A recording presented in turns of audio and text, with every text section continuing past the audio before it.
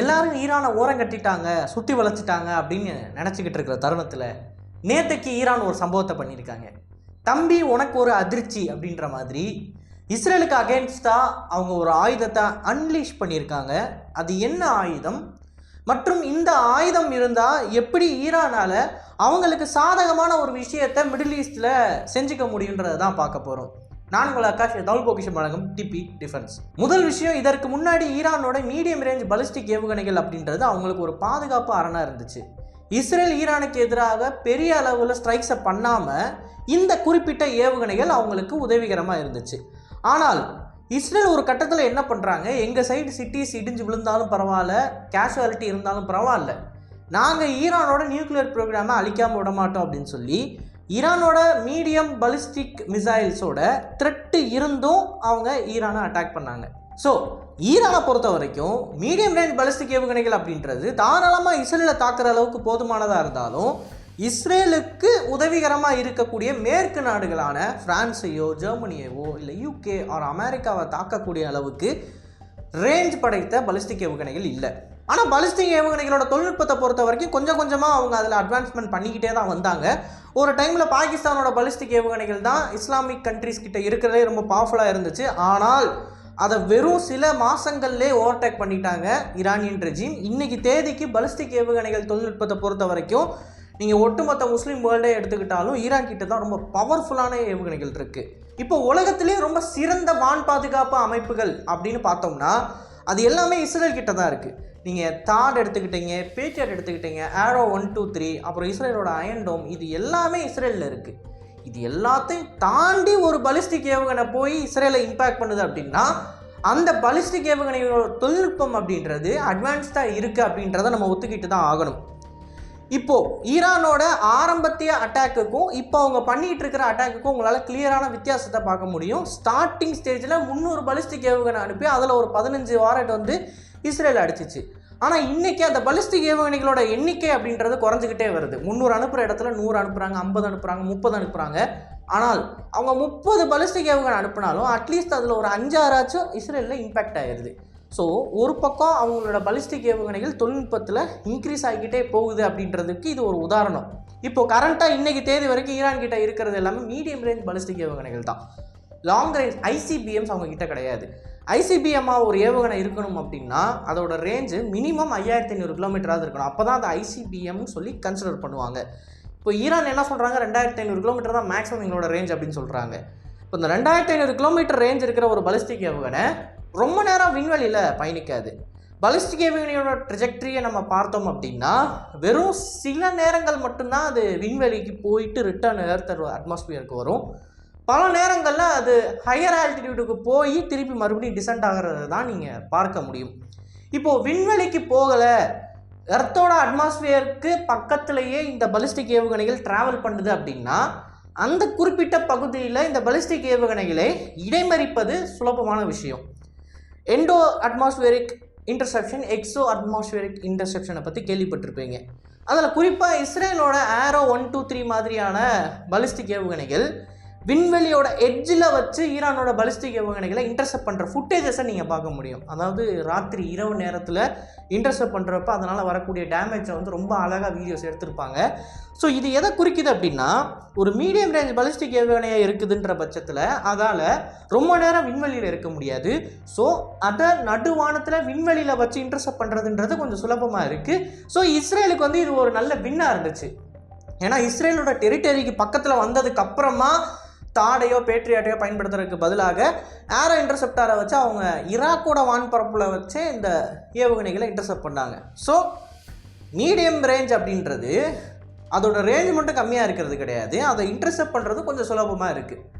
ஆனால் ஐசிபிஎம்னு எடுத்துக்கிட்டோம்னா அந்த கேட்டகரி ஒரு தனி லெவல். ஏன்னா ஐசிபிஎம்மோட மேக்ஸிமம் ட்ராவல் எங்கே இருக்கும் அப்படின்னா பியூர் விண்வெளியில் இருக்கும். ஸோ முழுக்க விண்வெளியில் ஒரு வாரட் போகிறதுனால அந்த வாரடை நம்ம இஷ்டத்துக்கு டான்ஸ் ஆட வைக்க முடியும். ஏன்னா இப்போது எர்த்தோட அட்மாஸ்பியருக்குள்ளே இருக்குது ஆர் எர்த்தோட அட்மாஸ்பியருக்குள்ளே ரீஎன்ட்ரி ஆயிடுச்சு அப்படின்னா அந்த வாரடை மென்யூர் பண்ண வைக்கிறது ரொம்ப கஷ்டம்.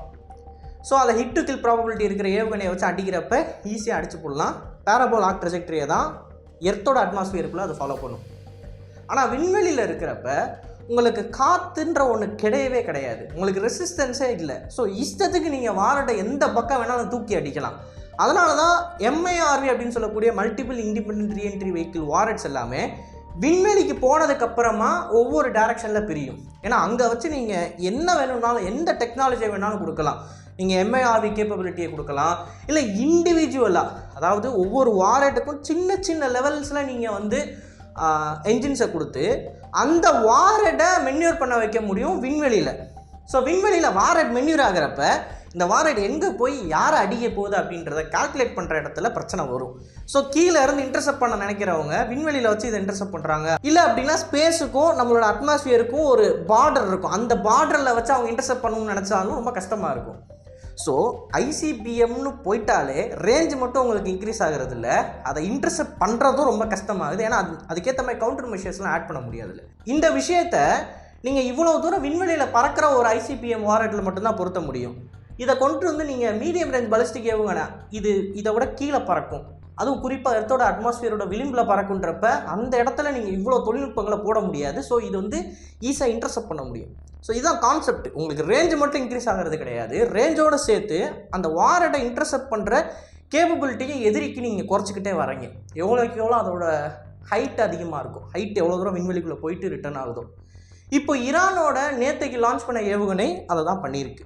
இப்போ இதை ICBM கேட்டகரிக்குள்ளே சேர்க்க முடியுமான்னு கேட்டிங்கன்னா அது நமக்கு தெரியாது, ஈரானியன் சயின்டிஸ்ட்டுக்கு மட்டும்தான் தெரியும் அதோட உண்மையான ரேஞ்ச் என்ன அப்படின்னு.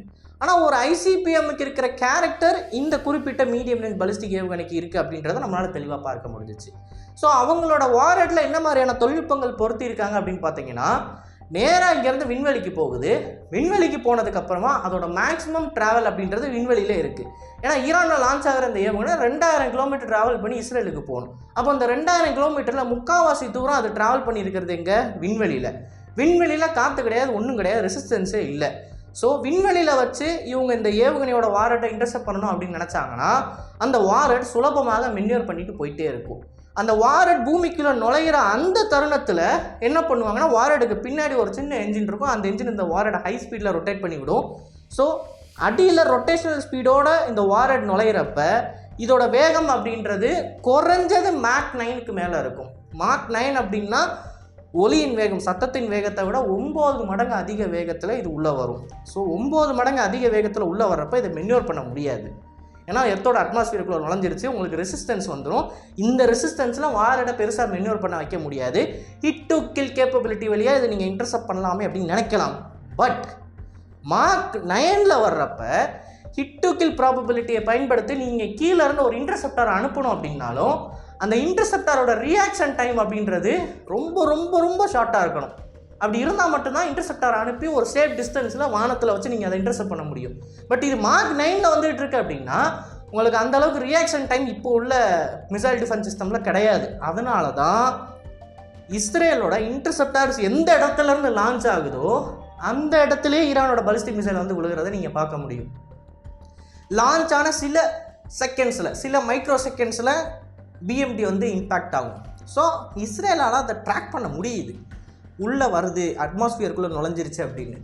பட் அட்மாஸ்பியரில் நுழைஞ்சதுக்கப்புறமா அது அங்கேருந்து பூமியை தொடர்றதுக்கு எடுத்துக்கொள்ள நேரம் அப்படின்றது ரொம்ப கம்மியாக இருக்கிற காரணத்தினால் இவங்க இன்டர்செப்டாரை அனுப்ப முடியல. ஸோ ஈரான் ஒரு ICBM கேரக்டர் இருக்கிற ஒரு மீடியம் ரேஞ்ச் பலிஸ்டிக் ஏவுகணையை உருவாக்கியிருக்காங்க அப்படின்றது இஸ்ரேலுக்கு இன்னொரு பெரிய தலைவலி. சாதாரண பலிஸ்டிக் மிசைலையே அவங்க இன்டர்செப்ட் பண்ணணும்னு நினைக்கிறப்ப அவங்களால நிறைய பலிஸ்டிக் மிசைல்ஸை இன்டர்செப்ட் பண்ண முடியலை. இப்போ இந்த கேரக்டர் இருக்கிற ஒரு பலிஸ்டிக் மிசைலை ஈரான் ஏவுறாங்க அப்படின்னா அதை இன்டர்செப்ட் பண்ணுறது மிக மிக மிக கஷ்டமாக அமையும். இப்போ ஈரானுக்கு இருக்கிறது ஒரே ஒரு பிரச்சனை தான். அதாவது இஸ்ரேல் ஈரானை ஸ்ட்ரைக் பண்ணுறப்ப துல்லியமாக ஈரானோட கமாண்டர்ஸ், ஈரானோட நியூக்ளியர் சயின்டிஸ்ட், ஈரானோட மிலிட்டரி டார்கெட்ஸை அடிக்கிறாங்க. பட் இஸ்ரேலை ஈரான் அடிக்கிறப்ப அந்த ஏவுகணை சரியான டார்கெட்டில் ரொம்ப கம்மியாக தான் விழுகுது. ஃபார் எக்ஸாம்பிள் மொசாடோட ஹெட் குவார்ட்டர்ஸ் அட்டாக் நம்மளால் பார்க்க முடியும். அண்டு இஸ்ரேலோட விமான படைத்தளம் அவங்களோட F-35 எந்த ஏர்பேஸில் நிறுத்தி வச்சுருக்காங்களோ அந்த ஏர்பேஸுக்கு அகெயின்ஸ்டாக தாக்குதல்களை பார்க்க முடியும். ஆனால் இஸ்ரேலோட தலைவர்கள், முக்கியமாக இராணுவ முடிவு எடுக்கக்கூடிய உயர் அதிகாரிகள் இஸ்ரேலுக்குள்ளே எங்கே இருக்காங்க?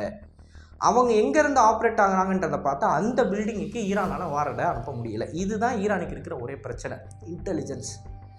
கிரவுண்ட் லெவலில் ஈரானுக்குள்ளே மொசாட் ஏஜென்ட்ஸ் உள்ளே நுழைஞ்சு அவங்களோட மிலிட்டரி டார்கெட்ஸ்லாம் எங்கே இருக்குது, அவங்க ஐசிபிஎம்ஸை எப்போ வெளியே கொண்டு வராங்க, ட்ரக்கு வெளியே வந்து ஐசிபிஎம்மை லான்ச் பண்ணுறதுக்குள்ளேயே இஸ்ரேலோட போர் விமானங்கள் அந்த ட்ரக்கை அடித்து காலி பண்ணிடுது.